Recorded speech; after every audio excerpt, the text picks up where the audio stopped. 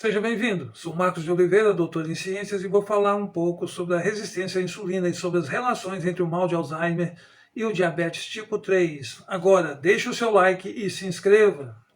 A primeira relação entre as várias formas de diabetes, seja tipo 2, tipo 3, gestacional ou diabetes emocional, é que existe uma resistência à insulina ou uma diminuição da sensibilidade à insulina que atinge todas as células do organismo, incluindo os tecidos cerebrais. Isso ocorre quando as moléculas de insulina não conseguem se ligar aos seus receptores na superfície das células, o que pode ser explicado por um defeito desses receptores, fazendo com que eles não funcionem perfeitamente. Assim, a insulina falha no processo de sinalização para avisar os transportadores de glicose que eles devem permitir a entrada de glicose para dentro da célula. A consequência é um excesso de glicose no meio extracelular e falta de energia no meio intracelular. Por isso, as mitocôndrias, nossas usinas de energia, não conseguem produzir ATP suficiente para realizar os processos metabólicos necessários, levando então a uma escassez crônica de energia que é prejudicial a todos os órgãos e tecidos do organismo. Se as células não produzem energia suficiente, elas também não são capazes de manter sua auto-organização em níveis normais, ocorrendo então um aumento da entropia, um processo de desorganização. Ao mesmo tempo, o excesso de glicose no meio extracelular causa uma grande produção de radicais livres, conhecidos como a origem de processos inflamatórios. A glicose abundante no meio extracelular gera os produtos da glicação avançada, resultando, por exemplo, na hemoglobina glicada, que afeta o transporte de oxigênio. Um alto nível de hemoglobina glicada é um dos marcadores de diabetes tipo 2. Nos casos mais severos, processos de oxidação produzem inflamação que atinge o sistema nervoso, o sistema cardiovascular, os rins e podem resultar na amputação de membros. A insulina é fundamental para o desenvolvimento muscular e possui importantes funções para a sobrevivência dos neurônios e manutenção da integridade do sistema nervoso central. Sem insulina, os neurônios sofrem degeneração e morte. Existem evidências que demonstram as necessidades de insulina no cérebro. Assim, se não tivermos esse hormônio disponível para as células cerebrais, haverá uma grande perturbação. Os receptores de insulina são importantes também nas células endoteliais da barreira hematoencefálica. Essas células são responsáveis pelo transporte de insulina para o sistema nervoso central. Além disso, a insulina regula genes que alteram o desempenho e a integridade dos neurônios, o que pode resultar em dificuldades quando ocorre uma desregulação desse hormônio. O resultado é que os receptores de insulina e a sinalização da insulina afetam a homeostase da glicose, a integridade dos neurônios, a memória e a cognição, influenciando vários mecanismos mediados por receptores, incluindo influxo de cálcio, acúmulo de neurotransmissores e conexões sinápticas, além de apoptose e neurogênese.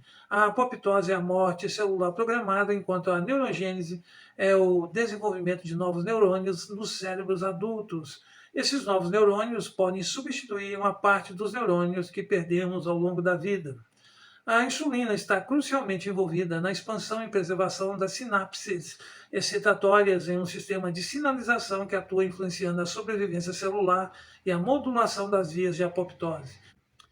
Quando regulada, a insulina exerce um efeito de neuroproteção e, do contrário, surge uma neurotoxicidade capaz de resultar em degeneração e morte de células do sistema nervoso, incluindo neurônios, em patologias associadas à resistência insulínica, como no Alzheimer e no diabetes.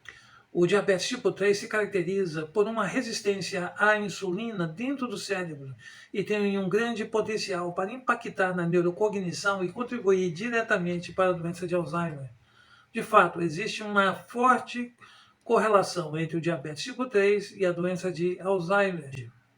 As principais características observadas no Alzheimer são a escassez de neurotransmissores, perda da função de neurônios, disfunção sináptica, acúmulo extracelular de proteínas beta-amiloide entre os neurônios e emaranhados neurofibrilares de proteínas tau dentro dos neurônios.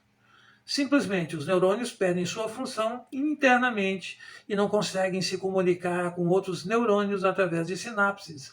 Assim, os impulsos nervosos são impedidos de se propagar pela rede neural, afetando todo o sistema nervoso. O avanço da doença torna os pacientes de Alzheimer incapazes de se orientar espacialmente, de se lembrar de fatos recentes e de reconhecer pessoas próximas. O diabetes tipo 2, o diabetes tipo 3 e o mal de Alzheimer são condições patológicas reconhecidas por terem interações multifatoriais envolvendo o ambiente e a genética, sendo as interações ambientais mais importantes do que a herança em nosso DNA. Assim, o que nós comemos e quando comemos passa a ser mais importante do que a hereditariedade. Então, muito cuidado com carboidratos e óleos refinados, grãos e farinhas, e também com um número grande de refeições.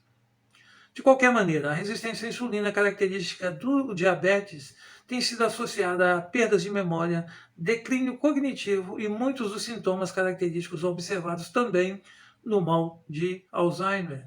Apesar disso, existe a disponibilidade de medicamentos para os sintomas, alguns muito caros e não disponíveis na rede pública de saúde.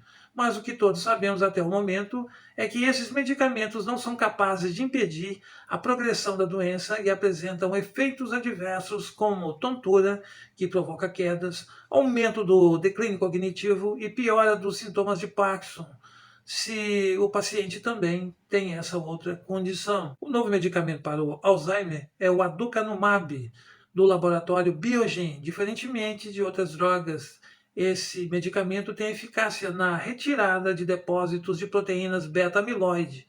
Não obstante, provoca inchaços e sangramentos no cérebro. Estudos epidemiológicos sugerem que a resistência à insulina aumenta o risco de demência e da doença de Alzheimer, mesmo em populações não diabéticas. A chave para entender a relação entre diabetes e outras patologias como Alzheimer começa com o papel da homeostase energética no diabetes, que envolve a glicose como ponto de partida.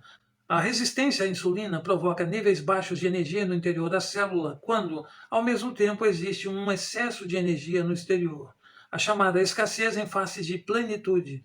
O excesso de energia não é canalizado para gerar ATP, nossa energia biológica. Assim, não há como ocorrer a reciclagem do lixo que se espalha no ambiente celular, dentro ou fora dos neurônios. Níveis reduzidos de insulina no sistema nervoso central podem levar a níveis reduzidos de proteínas especiais que fazem a retirada das proteínas beta-amiloide, que faz a reciclagem de proteínas que podem causar ou se relacionar com o mal de Alzheimer ou outros tipos de demência. A resistência à insulina produz anormalidades no transporte de glicose, levando a um distúrbio metabólico em células cerebrais como astrócitos, neurônios e células gliais.